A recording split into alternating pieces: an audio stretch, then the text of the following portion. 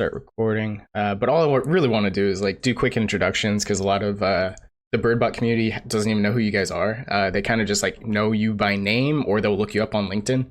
I mean, Andrew, you're pretty relatively new to the project, and this will probably be a more learning experience going through the tokenomics and kind of going through some of the stuff in that document. But yeah, we can just jump into quick introductions. I don't really care who goes first, but I guess since Connor's on the left of me, I guess he can go first if you want to go. Sure. My name is Connor O'Brien. I own a wildlife conservation technology company called Window to Wildlife. We install lots of live streaming eagle cameras, osprey cameras, other wildlife cameras around the nation. And I also work at Alvea Sanctuary as operations manager. Dope. And I guess I'll go next since I'm in the middle. I'm Tyler Odenthal. I'm the founder of Birdbot. I previously founded a company called No Labs, which was a biospectroscopy company that invented a new way to detect blood glucose. Right now, I'm heavily focused on the machine learning portion of Birdbot. And our goal is to create a system where it rewards people for setting up bird cameras and eventually migrate that to all wildlife. So rewarding people for setting up nature cameras in general. Cool. And my name is Andrew Schultz. I'm currently a fourth-year PhD candidate at Georgia Tech in Atlanta, Georgia, working on bioinspiration and biomimetics of elephant trunks is my primary PhD project. And then on the side, but also as a big part of what I do is I work on educating the new kind of generation of conservation technologists. So I teach an interdisciplinary class to about 25 students each semester on how you can bring together engineers, computer scientists, and biologists to actually form equitable conservation initiatives in terms of technology. So, yeah. Awesome. No, that sounds great. And if the Birdbot community didn't know, these two are going to be our research advisors. And Connor is very soft-spoken about some of the accomplishments he's done. He's set up, I don't know, dozens of cameras. And Andrew as well probably has helped in that initiative. And their insights are going to be exceptionally resourceful with Birdbot going forward. So with the quick introductions done, I would like to hop into the tokenomics. Have you guys had a chance to look at the tokenomics or watch the video that I did with my NFT partners? A bit of it, yeah. Okay, cool. It's okay if you didn't, Andrew, because we're going to be going through it right now. Cool. Yeah. All right. Dope. Cool. So this is screen one. Let's just open up screen one. And I make this full screen. This is going to be fun.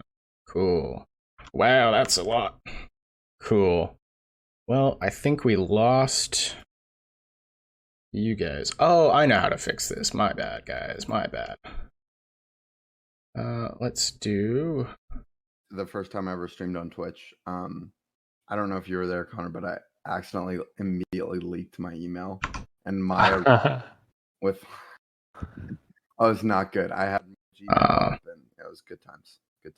Man, Zoom is easier for me, so I guess we'll just do screen one and just delete our faces, which is a little annoying, but it is what it is.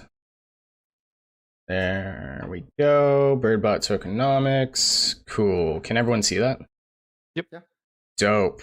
All right. Well, next time I'll figure out how to get our faces on the screen. Zoom usually puts it in the top right corner, but it is what it is. So let's just start the tokenomics discussion. So this is Birdbot, and Birdbot aims to be the world's first Web3 wildlife monitoring company. And all that really means is you are being rewarded for capturing data, and you're being rewarded on a blockchain. So that's kind of what the Web3 is starting to turn into. It's the gamification of the internet is how you can start to think about it. So we want to gamify, bird watching and wildlife monitoring. So why is Birdbot kind of important?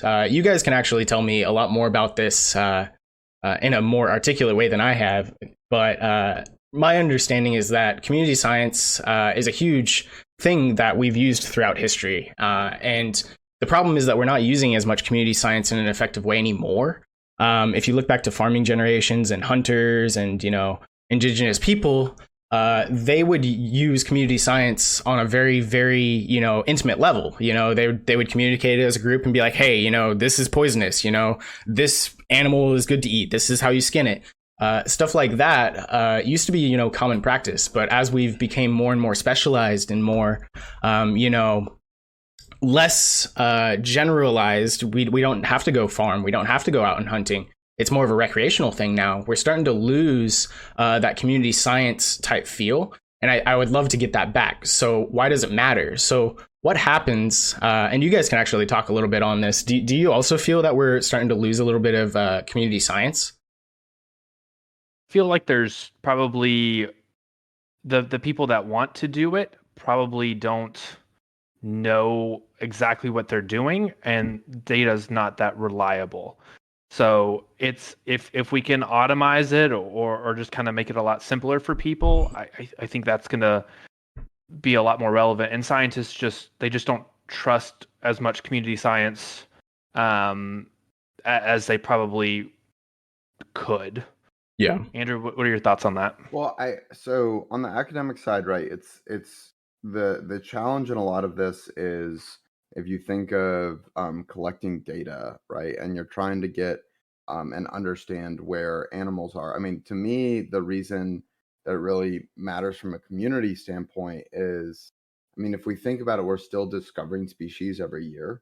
Mm-hmm. And like, I think just last year, we figured the IUCN, basically the organization responsible for endangered animals, figured out that there's actually 3 elephant species, not just 2. So African forest elephant. So to me, some of why this is important is community science is important just also to allow people to kind of do this idea of backyard conservation. Because one of the challenges is if you, and I think maybe this is your point, is right, you can put a camera trap in your backyard, but there's not a really lot of good ways to actually communicate that in terms of from a scientific perspective outside of just observational. Mm-hmm. And I think that's one of the big kind of holes in the field right now. Yeah, no, that's fantastic to hear you guys' perspective on that, because that is kind of what I'm hinting at. I think there's a lot of benefits we can gain from, activating more, backyard conservationists or, park conservationists, if you will. So people could set up, cameras in parks. And, if we had this autonomous system that could map species, but not just species, there's actually a model that I'm developing right now to detect house finch eye disease, because I've noticed, like, on my balcony, there's a couple of finches every year over the 2 years that I've been doing this that come in with house finch eye disease. And you could easily train a model to detect that. So the implications of activating these backyard conservationists could have some pretty cool things.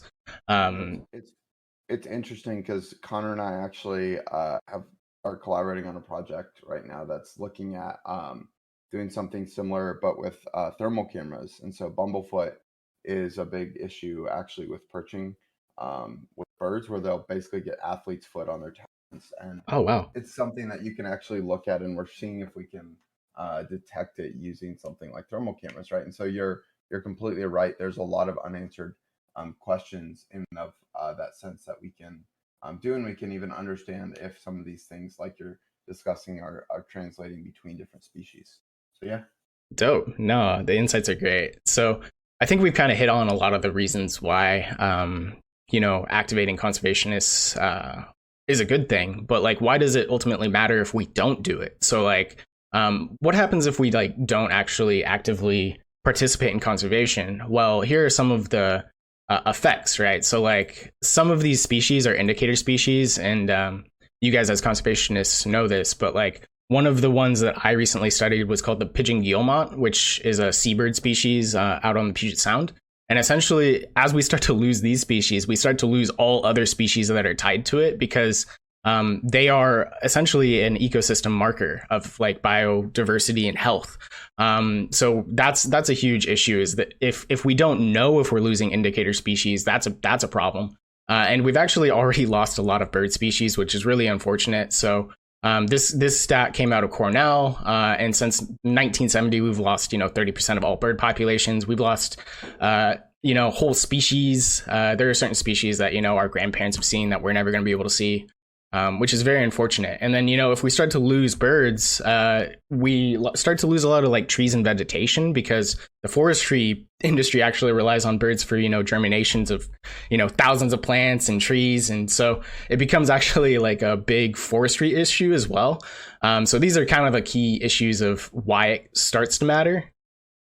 And I want to add a quick point to the forest industry. When we lost the passenger pigeon, when they became extinct, it decimated the East Coast type of forest, because the passenger pigeon would come in and poop on just tons and tons and tons of leaves, and it would cause them to die, allow a lot of light to get to the forest floor, and allow for a lot healthier forest. And now that they're gone, the canopy is just choking out everything underneath. Yeah. And our forests aren't as biodiverse and as strong and as healthy.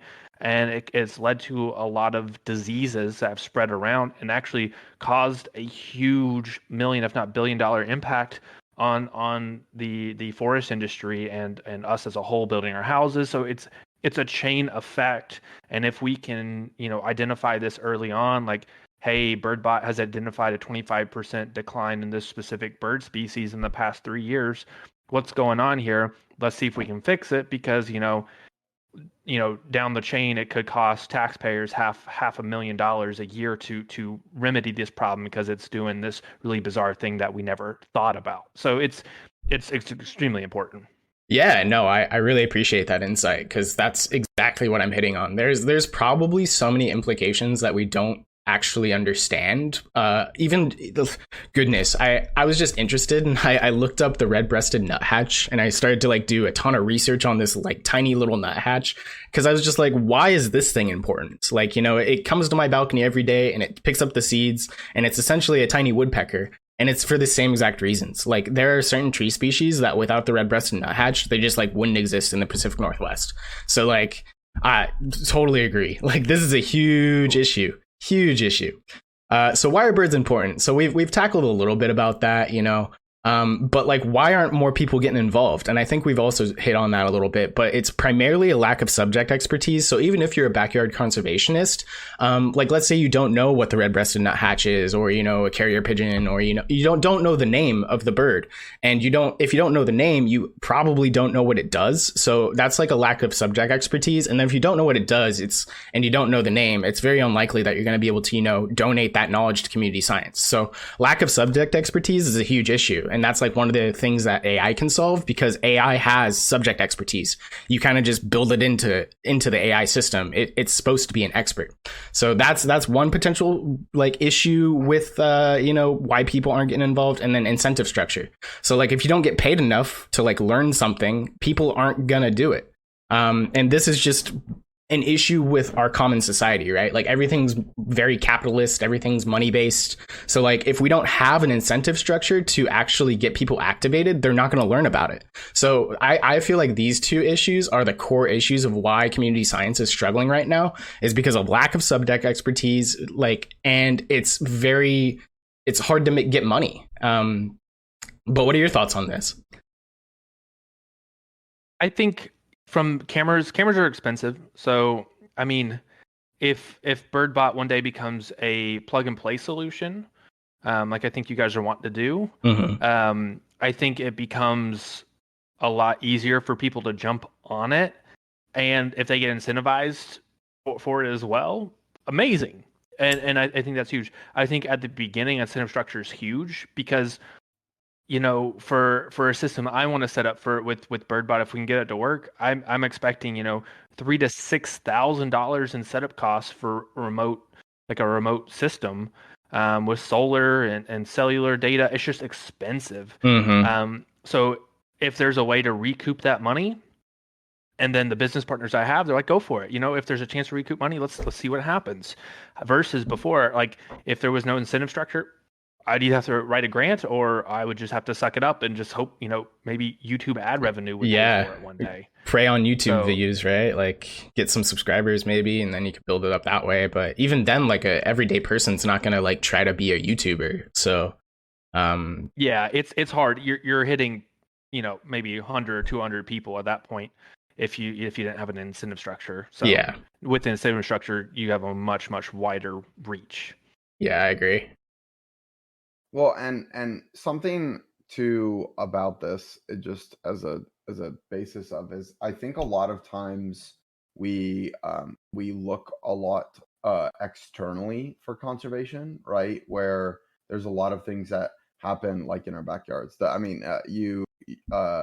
Connor's going to know a ton about the Southeast, as he used to live in Tennessee, and in terms of looking at the Southeast, right? There's like probably hundreds at this point of plant and animal species that are endangered, right? But I think something that is a clue of this that I didn't even really think of was, Connor earlier was talking about, you're seeing 25% less, but everybody thinks about a species as like vulnerable, endangered, fine, but there's this whole giant group of species that are just not studied. So Yeah.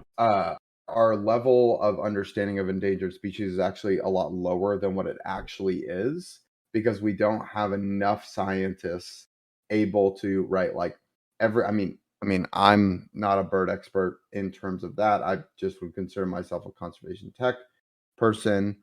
But if you think of just how many birds you can personally name, right, and then how many scientists you can personally name, right, and that goes to the nth degree, there's thousands. So we're never going to actually have, without using things like that, enough information to figure out what's happening with all these bird species. Oh, so interesting. So you're even saying at like the research level, we actually have a lack of subject expertise on the wide array of species. So I don't know if you want to break your, if you want to break it, but if you look at like the IUCN list of categories, essentially. Yeah, the endangered species list. Yeah. And so if you look at the endangered species list, though, there's data deficient. Interesting. That's like most of it, right? Yeah. Wow. No. Yeah. So data deficient is, so if you think of like all of the fauna, all like every single species on Earth of animals, and let's just take birds as an example. So right now there are 20,054 data deficient species on the IUCN red list, and that's just current ones we know. Yeah. So then, and those, some of them could be, we just know it's an animal. So through genetics, we figured out that this species exists, but we might not have seen it in 15 years. Wow. So to me, the lack of subject expertise in some of this also boils down to the idea where there's so many of these species that we don't actually have any data for, because we just don't have the access always of a way in terms of that. Dang. Well, that's some insane insights, because like I knew about the endangered species list, of course, but I didn't really know about that niche labeling of like, we don't have enough data to actually make a conclusion, right? Like that's actually mind blowing to me. And yeah. I could see BirdBot getting to a point where either you're partnering with like other bird organizations or something, and going and arguing in front of the IUCN Red List board to get bird species on the endangered species list. Mm-hmm. And if you have so much data, you can just bring it, and once you kind of get tapped into that kind of organization, it's probably easier to get species listed and protected. And I could see that happening in the next 3 to 5 years. You guys, making a big conservation impact and having to go argue. Yeah, I mean, that's the goal. I really do hope that we do get to that level where, the model can detect a huge array of species. I would say it's up to about like 30, 35 species at the moment, and they're mostly, tied to bird feeder species. But as the camera, gets more and more robust, and we can release our like V2, which will be more of like a trail cam. I of course, I would love to have it on beaches. I'd love to have it in, forests. I'd love to have it in parks. It's the amount of data that we could collect is very wide when we get it working well. And I do think it, like you guys are saying, it could have a very significant impact. And I'd love to get there. I'd love to have you guys help me get there. So how can I get involved? Well, I believe, and you guys can correct me if any of this doesn't make total sense, but I believe that the solution is blockchain. And through blockchain, we can actually start, through the use of blockchain and innovations in machine learning, we could start to address some of these key issues. Some of those being, the monetary incentive issue, the emotional issue, the scientific issue, and the education issue. So monetary rewards leads to, a crypto-based incentive economy. So birding as an industry already is huge. I think we all kind of know that, but the math I did last time was that the birding industry is bigger than the NFL, the MLB, the NBA, pretty much all the sporting industries combined. Birding is bigger than that.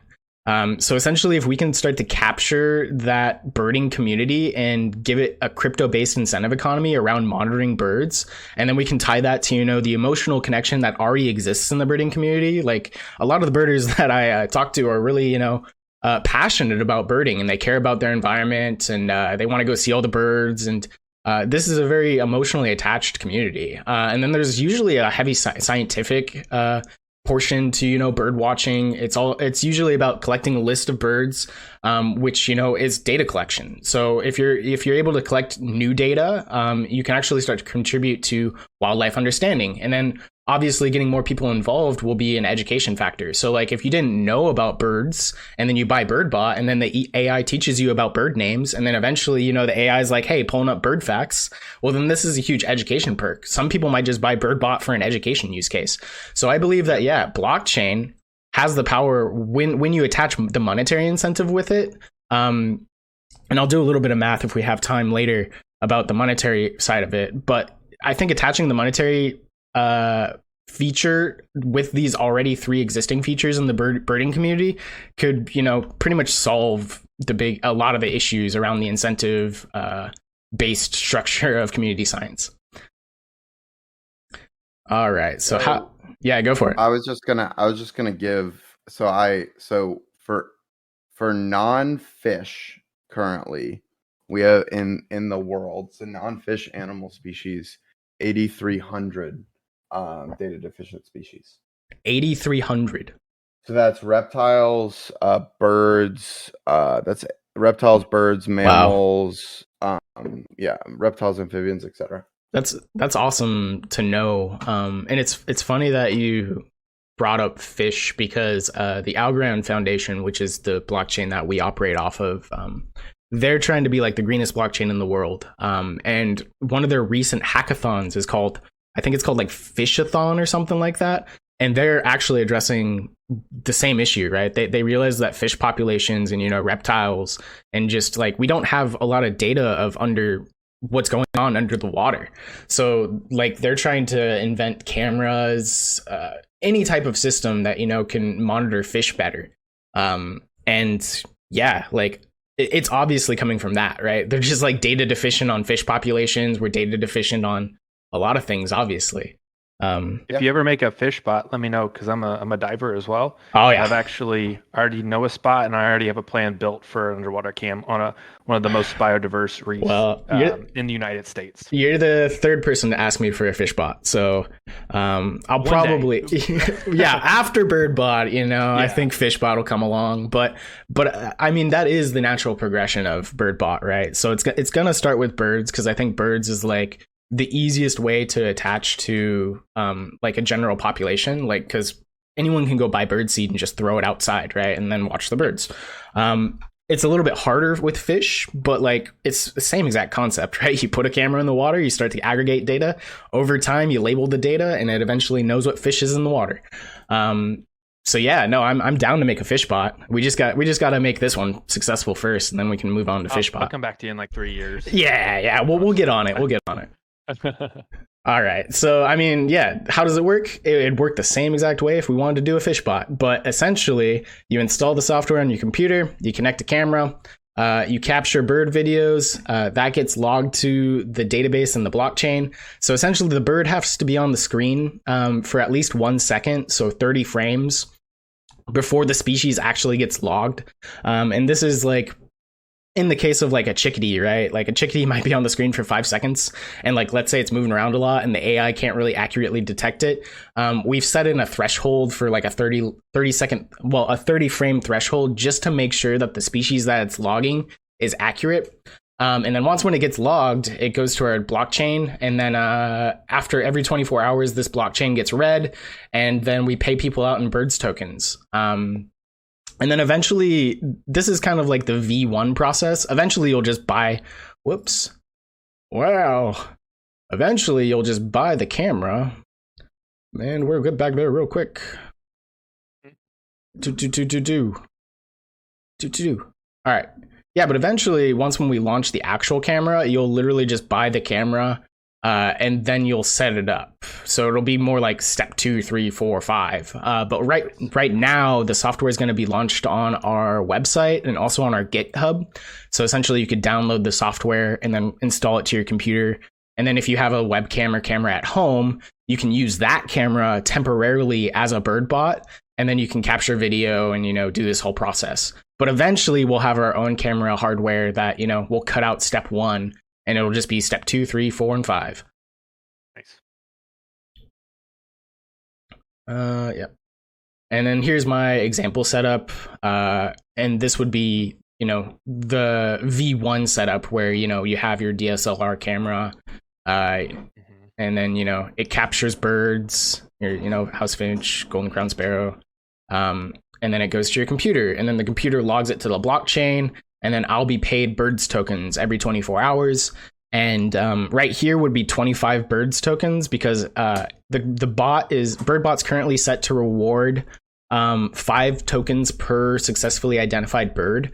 And you can see down here, there's like a species list, and essentially when all these birds leave, it'll calculate how many birds it saw, and then it'll just reward you those tokens on the ledger. And then here is some interesting stuff. I don't want to go too much into it because a lot of it it does matter, but like the main thing is this section, which is the BirdBot rewards. And this is the largest pool. It's 30 billion birds tokens. And essentially this is the pool that we're going to be rewarding people for setting up wildlife cameras. And there's a distribution timeline for this. It's set up to distribute over 60 years, but I said in the other video that I'm going to shrink it down to 30 years because like 60 years for a company is a really, really, really long time. So even 30 years might be too long of a time to distribute all these tokens out. But for right now, I'm comfortable with the reward cycle lasting for 30 years. And then so essentially anyone who sets up a camera will be able to get rewarded tokens from this pool. This is called a Yieldly pool. It's another platform that we're using to distribute tokens to our early investors. It's currently not 10%, it's 5%. And then the other half is part of an algo stake pool, which is another way to distribute tokens to early investors. Tinyman LP is how people buy tokens. So you go to Tinyman, and Tinyman is kind of like the stock exchange for the Algorand platform. And this is where you can go to buy BirdBot tokens. This is where we're getting paid. So I'm getting paid from here. All the NFT partners, the engineers, you guys will be getting paid from here. And, future researchers will getting paid from the BirdBot team section. Community airdrops, there's ways to get free tokens through, doing promotions and such. And this is what that portion will be used for. Community voted grants. I'll actually hit on that a little bit later because this will be really exciting for you guys. But we'll be able to reward grants for nonprofits or organizations that we want to work with. And we can just sell tokens on the open market. We can go to Tinyman and go to their, open stock exchange, token exchange platform and be like, hey, we want to sell tokens for, a nonprofit that we want to work with. And then maybe we get $5,000 instantaneously and we just go to the nonprofit and we're like, hey, here's a grant. And then community-based jobs. It's kind of the same as like, community airdrops, but essentially this one's more defined for jobs necessarily, or, community tasks. So like what types of tasks? Well, you could be like a Discord moderator. Maybe you get some like 50,000 tokens a month for that or something. Or you can be like a bug bounty hunter for our software. Like, let's say we release our software and there might be a bug in it that someone finds. We could like reward them 250,000 birds tokens for that. Nice. But yeah, like that's kind of how everyone has to have essentially a strategy for distributing their tokens. And this is kind of ours. This is my job, really. I'm kind of supposed to be the tokenomics expert because I have a background in economics. So it kind of relates pretty well to tokenomics. So Awesome. Yeah, projects that are successful are ones that can make this pie chart look really, really good and have a lot of incentives around it, and make sure that it doesn't run out of money anytime soon. So here's the mathematics on like how we're going to be paying people out in the BirdsBot reward section. And I don't want to go too much into this because we have 15 more minutes, but essentially I did a lot of math and it'll show us that, we will last, 60 years. By the end of 60 years, we'll only be paying out, 8 million tokens a year. But by that time, maybe BirdsBot tokens are worth, $5 or something crazy. Right. Here's the rewards timeline. So essentially it's daily rewards. You get 500 birds tokens per user. We think we're going to have a starting user base of 5,000. I'm going to have to probably redo these numbers when I crunch it down to 30 years, because I'm going to up this up to 1,000 BirdBot tokens a day or 1,000 birds tokens a day. And then our starting user base might be higher. Like, let's say we have a really successful Kickstarter. And let's say we sell like 40,000 cameras or something. Obviously, we can't have a starting user base of 5,000 because we're going to have 40,000 cameras out in the market. So I'll need to restructure this a little bit, but this is essentially what it is for now. There's a user growth calculation. We don't really need to go into that. You can also click on the Google Sheet to see all of our math, but it doesn't really matter. TinyMan LP data. This is also doesn't really matter, but this is how we essentially can set up, trading. So TinyMan is the stock exchange, token exchange platform. It's called a DEX, a decentralized exchange platform. And essentially this is our promise to the community that over the next year on a monthly basis, we'll be adding more money to the pool so people can buy more birds tokens. So that's all that this section really says, is that, hey, we're not going to leave you guys out high and dry. We're going to continue adding money to the DEX so people can have more liquidity to buy the token. And then community airdrops. Here are some of the ways that people can get BirdsBot tokens other than setting up a camera. So essentially you can make, we haven't really done any of these things other than, sharing and promoting, which is currently going on in the Discord right now. But we, maybe in the future we will have an incentive to, make social media posts, or maybe we have like a ton of video from Africa and like we need to have like a researcher who knows African bird species to do data annotation. We could hire them to, do data annotation for, like 2,000 birds, 2,000 photos or something, and like pay them birds tokens.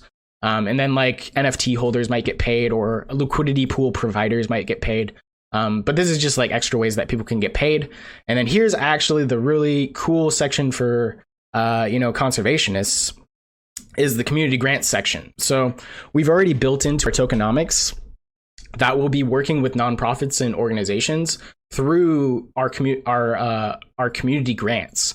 So essentially, the community will be able to vote on a proposed grant. So essentially, we will already come up with a grant idea, and then we'll propose it to the community, and they'll vote on it. And if it passes, we can award this monthly allocation of 20 million birds tokens to that grant project.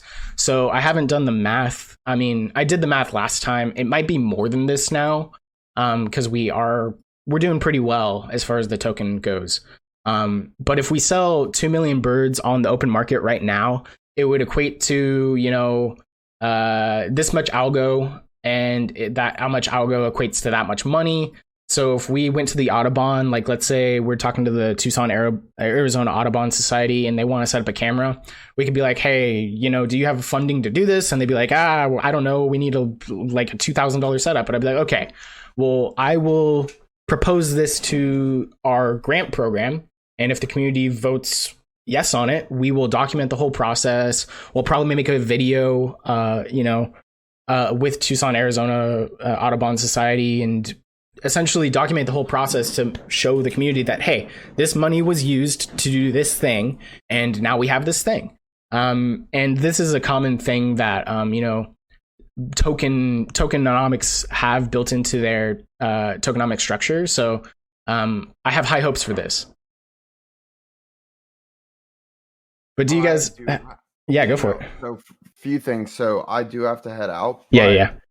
This is one of the biggest reasons why I want to support this is, because I just think that it's a lot of actually you talked a lot about how BirdBot is helping the community in terms of what the science that you're doing is, right? And then now this allows other people to advance their sciences through people actually birding, which is kind of crazy to think about, where like so these grants, right, are supported literally by people birding. So it's not like in and of a sense where the grants are supported by it's basically community science supported grants. Yeah, That's like the really cool part of this. And then I really do appreciate as well on it being community science supported but also voted grant. So I think it would be really, one thing that I want on is also figure out ways for conservation communities to be able to reach out and to propose grants as well. Definitely. So that's one of the things that I want to start working on. Yeah, that's exactly what we need, actually. I would love to be able to support researchers, at schools. They can propose grants and then we can review them and we can push it to the community. And we have 5 years of grants. So every single month we'll have this allocation that we can do a new grant proposal. And you're totally right.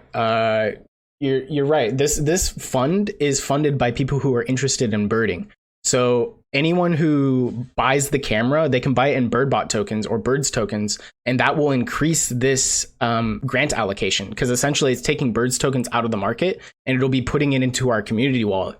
So the more people that buy BirdBot cameras using birds, essentially the price of birds goes up and the whole birding community, gains more value. So yeah, this is literally capturing the birding market into its own like localized economy, which is really cool. Yeah, I do have to head out. I Yep. have a meeting with actually Georgia Audubon, so I'm excited to talk to them about some of this as well. Yeah, that's fantastic. I appreciate you taking the time, Andrew. Thank you so much, and I will catch you. Yeah, no worries. We're almost wrapped up anyways, so there's probably like 1 or 2 more slides that we got to go through, but then we're good. And then this is our team distribution. Actually, this changed a little bit, so I'll pull up the Reddit really quick, just so it would have been cool if we got to this section with Andrew, but that's totally fine. Later. I'm always talking to him, and I'm sure you can always message him on Discord too. Yeah. But this is kind of funny when we're talking about salaries and stuff, but have you seen this? Have you looked at, you're probably a busy boy, so. But I did a little bit, yeah. Yeah. So essentially this is the token, I can't call it this, so do not call it this. Legally, I can't call it this. So this is a token reward program. It's not a token vesting structure, and it is not a token job. It is a token reward program. And essentially, I'm setting up positions or reward structures for people who want to get involved with BirdBot. And here's all the distribution sections and the percentages that people earn. Usually, when it comes to an advisor position, more on like a venture capital side, advisors usually get 1%. But I've made you guys executive advisors, which is because you guys are doing like a little bit more than just, being advisors. You guys might like help us connect with people. Andrew, goodness, you guys have already been such a help. So I'm happy to give you an extra %. And that's why, I've added the little executive to it, because people in the actual VC world will be like, oh, these guys are advisors. Why are they getting more than 1%? But Well, thanks. It's going to go back to putting in more cams. Yeah, that's fantastic. That's like all the money I make from Window to Wildlife just goes back into more and more cam projects, tracker projects, wildlife conservation technology projects. Yeah, so that's me. What we love to do. I agree. That's me at the moment. Like everything that I have is pretty much invested into myself and my projects. So, but yeah, here's what the executive advisor gets over 2 years. So we're doing a 2-year reward incentive. So essentially you get 1 million BirdBot tokens over the course of 2 years, divide that by 24 months, which means that you get close to 4 million a little over 4 million tokens a month. And then if you take that to TinyChart, let's just go quickly and find Birdbot. Our logo is supposed to be here on the weekend, which is great. Nice. Here's our chart. So it's pretty much exactly like the stock market. If you know how to read stock charts, you'll be able to read a token chart. But they have a nice little tool on TinyChart to estimate how much money you can exchange your token for. So let's just drop 4 million in there. And okay, so your monthly salary on Birdbot tokens is around $1,800 a month already. Wow. And as this market cap goes up and as the liquidity goes up, this price will obviously also go up. So that's just the fun little mathematics that I wanted to do real quickly. And where is my... Here, cool. So yeah, that's the team distribution. Is everyone's going to be getting paid, a little bit of Birds tokens for working on the project. Nice. And then here's our Birdbot team members, and you're on there, cool. And then here's me, here's Chad, here's our developers. Nice. But yeah, that's pretty much the whole gist of it. Birdbot trying to be cool Web3 wildlife monitoring company extraordinaire thing. It's fantastic, and if once it gets to the cameras and kind of like a plug and play system, it'll be fantastic. I think people really love it. Yeah, cool. Well, I appreciate you taking the time. Is there anything else you want to share with the community before I shut off the video and do our ending statements? I was probably being a little modest in the beginning, but there's also a big entertainment value to these cameras. My Eagle cams that I installed at a previous job, we get about 50 million views a year with those cameras, and then our worst years were like 15 million views a year. And currently, now that I've gotten made my own company, not even a year old yet, Window to Wildlife. I mean, we're about to hit 1 million views total through our wildlife cam. So and we only have like 3,000 subscribers on YouTube. So we're not big at all, but just having that passive content just can reach a lot of people. And if we're able to add education on top of that, and heck, even put little tiny hats on the birds and stuff like that, I think it's wonderful. People are going to pay attention to it more, and it becomes more than just community science, more than just cryptocurrency earnings. It becomes entertainment, and people can connect. And this is just the reason that I've loved this project and been attached to it. I guess in like a month, it'll be a year since I talked to you guys. Yeah. This is a stepping stone for the entire future of conservation, and because cameras are becoming more affordable. Verizon 5G home internet for $25 a month just came online. That's if I have cell signal, I'm putting a camera out there with that, and it's so much cheaper than what I'm having to do currently to get internet out to these remote cam locations. Solar, we got that figured out. So, and then Starlink's going to come, and we can just put cameras everywhere, and can just really get this out there and get way more data. Get people more comfortable with crypto, and also just have a great time doing it. So I think it's the full package, and I can't wait to see how it grows. And I'm going to hopefully do a lot of testing for you guys and advise you guys on the hardware side of the cameras as well, because I do a lot of that. And I think it's gonna be fantastic. I'm excited. Yeah, no, I think you hit on a ton of some of the cool things that we have coming in the future. So we've already been playing around with the bird hat model. So we have a machine learning model that can put little tiny hats automatically on birds. It just tracks the bird head. So if any of you guys in the Birdbot community, have watched Twitch and those facial recognition models that put mustaches on people automatically, or put glasses on people automatically, doing the same exact thing for birds. So essentially that's the huge entertainment factor, is you can make these modules, these widgets, if you will, these machine learning widgets that could be the bird hat model, or we've talked about the sword fight model, where you have two birds on one side of the screen and they automatically get equipped with night outfits. And that's one that I want to do for a city environment, because I always imagine pigeons, if you have I'm just imagining like a downward facing subway cam, and essentially it's just like looking at like a ton of pigeons, and you have like a ton of pigeons on one side and a ton of pigeons on the other side, and it automatically colors them. And essentially you have like little bar on top, and it's like anytime that the pigeons get close, they attack each other. It's like it's endless what you could do with it. So yeah, the entertainment aspect of it, we're definitely not like diving super deep into it, but there is a huge roadmap for that. And yeah, I totally appreciate your comments on like getting people more comfortable with crypto, because there is a stigma around it. The initial technology that was built, Bitcoin and Ethereum, like they're not great. They're not environmentally friendly. Like the people that say like crypto is bad, they have some truth to it.